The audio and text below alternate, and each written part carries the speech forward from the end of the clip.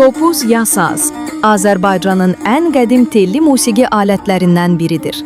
Tarixi qədim türk tayfalarına, xüsusən də Oğuzlara gedib çatır və hətta ilk yazılı qaynaqlarda 11-ci yüzildə Dədə Qorqud dastanlarında qeyd olunub.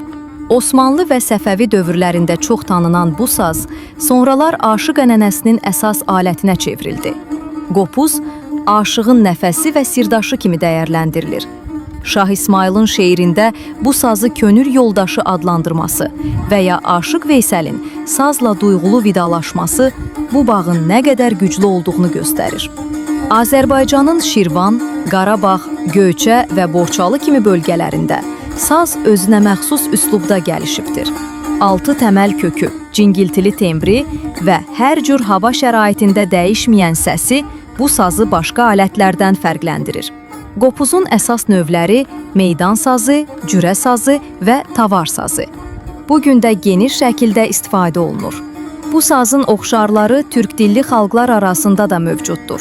Qazaxların domburası, türkmənlərin dutarı, Anadolu türklərinin bağlaması eyni mədəni kökdən gələn musiqi qollarıdır. Və Azərbaycanın qopuzu isə bu böyük ailənin ən zərif və ifadəli səsə malik olanıdır.